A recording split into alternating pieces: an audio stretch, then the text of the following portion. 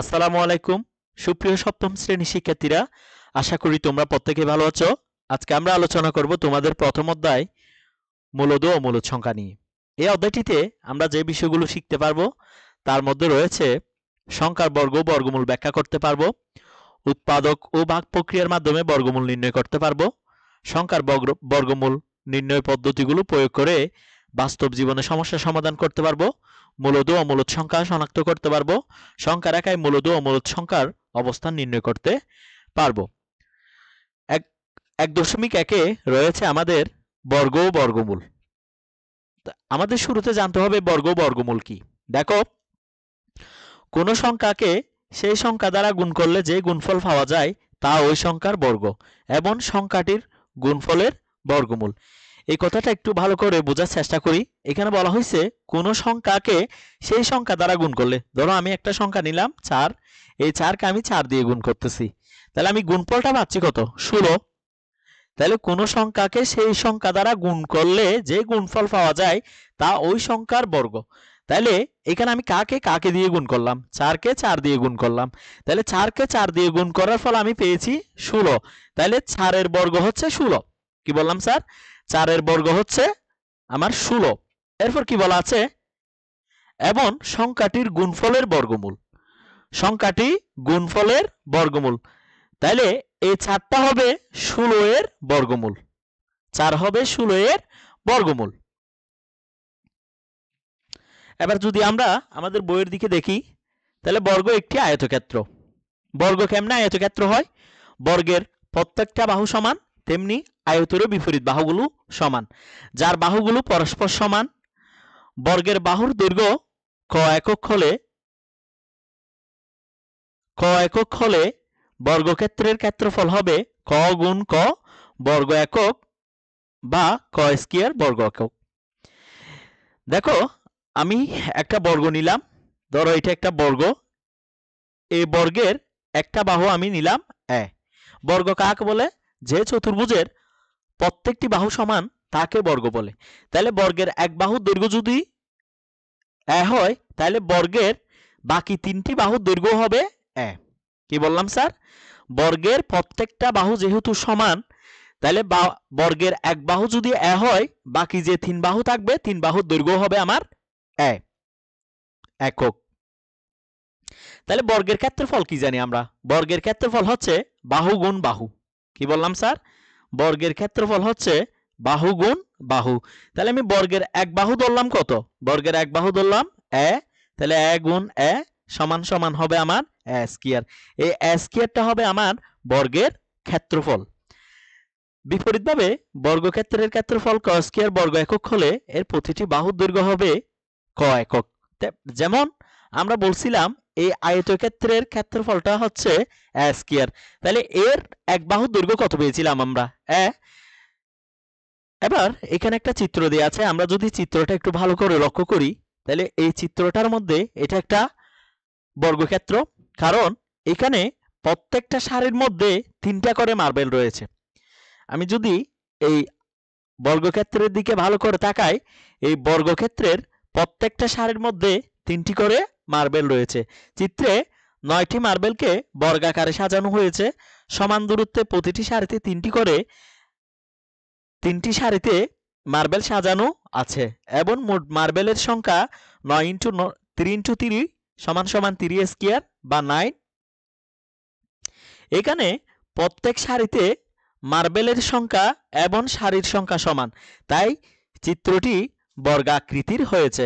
ফলে 3 এর বর্গ হচ্ছে 9, 9 এর বর্গমূল হচ্ছে 3।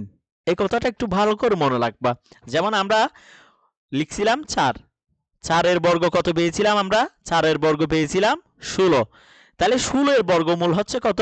4। একইভাবে আমি যদি লিখি 5, 5 এর বর্গ হচ্ছে তোমার 25, আর 25 এর বর্গমূল হচ্ছে 5। এই কথাটা একটু মনে রাখবা। এরপর দেখো 1.2 আমাদের আলোচ্য বিষয় হচ্ছে পূর্ণবর্গ সংখ্যা।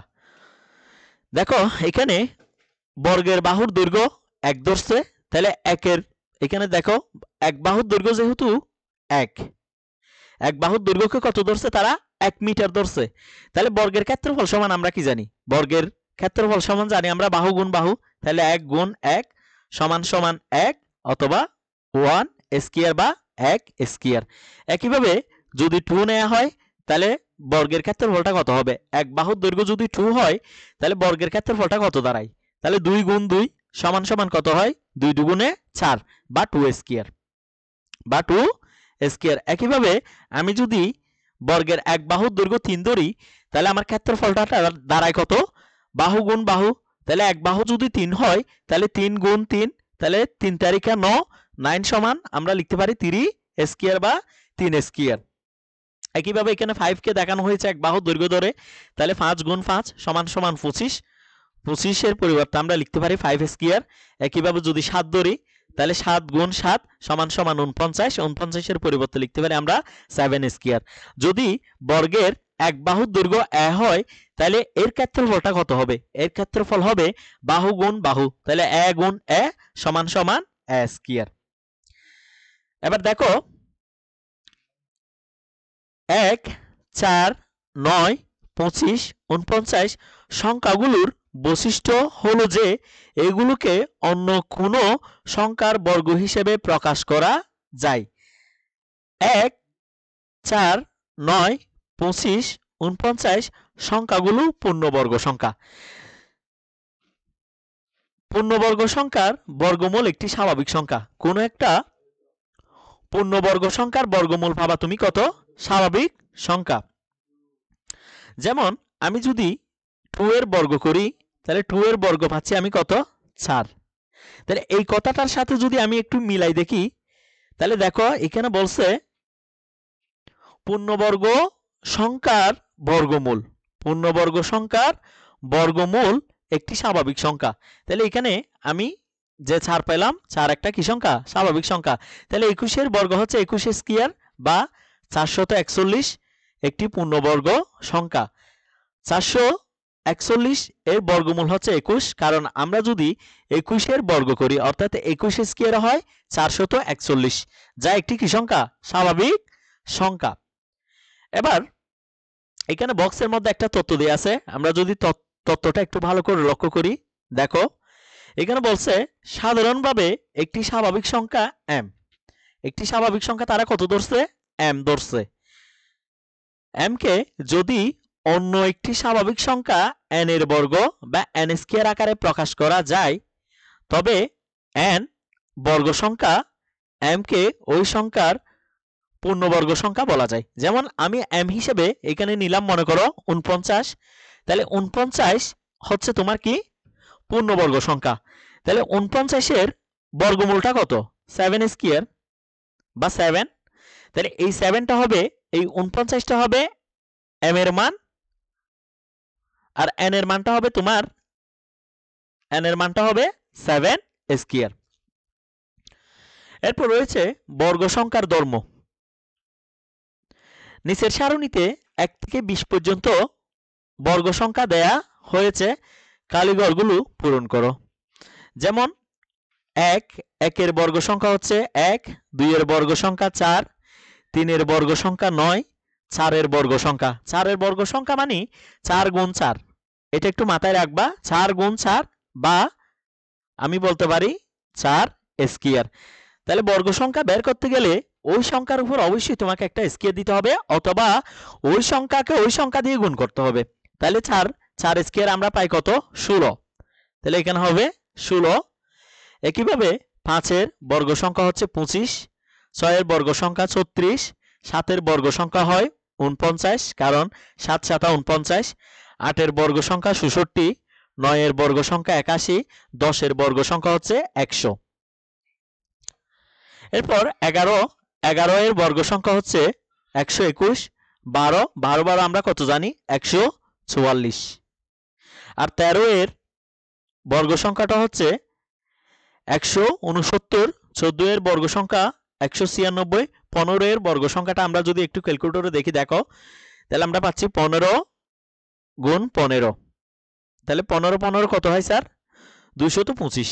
তাহলে এখানে আমরা পাচ্ছি 15 এর বর্গ সংখ্যা পাচ্ছি 225।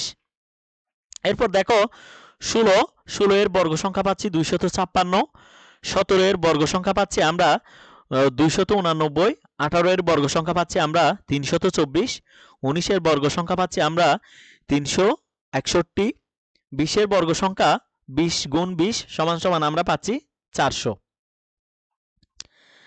সারণীভুক্ত সংখ্যাগুলোর এককের ঘরের অঙ্কগুলো ভালোভাবে পর্যবেক্ষণ করি। লক্ষ্য করি যে এই সংখ্যাগুলোর একক স্থানীয় অঙ্কগুলো 0, 1, 4, 5, 6 বা 9 রয়েছে। কোনো সংখ্যার একক স্থানে যদি 2, 3, 7, 8 অঙ্কটি নেই। এখানে বলা হয়েছে আমরা যদি একটু বোর্ডের দিকে তাকাই, দেখো আমরা জানি আমাদের অঙ্ক হচ্ছে 10টা, সেগুলো হচ্ছে 0, 1, 2, 3, 4, 5, 6, 7, 8, 9। এই 9 পর্যন্ত আমাদের মোট অঙ্ক রয়েছে 10টি। এই 10টি অঙ্কের যদি আমরা বর্গ করি, দেখো 1 এর বর্গ কত, 1 স্কয়ারে 1, 2 স্কয়ারে পাচ্ছি আমরা 4, 3 স্কয়ারে 9, 4 স্কয়ারে 16, 5 স্কয়ারে 25, 6 স্কয়ারে আমরা পাচ্ছি 36, 7 স্কয়ারে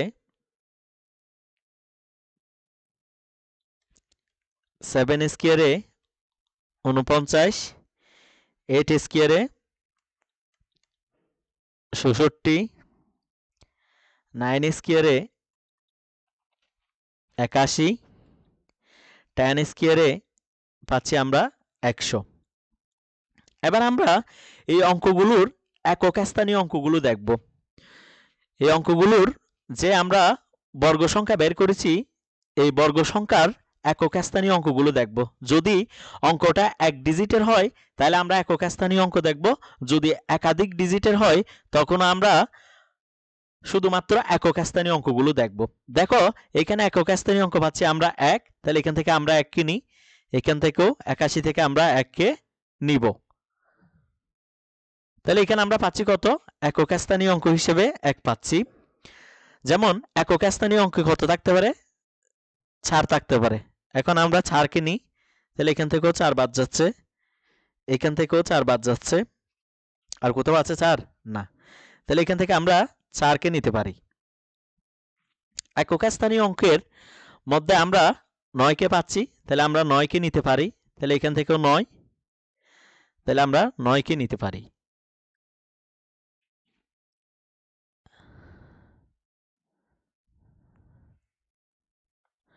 আমরা 9 কে নিতে পারি। দেখো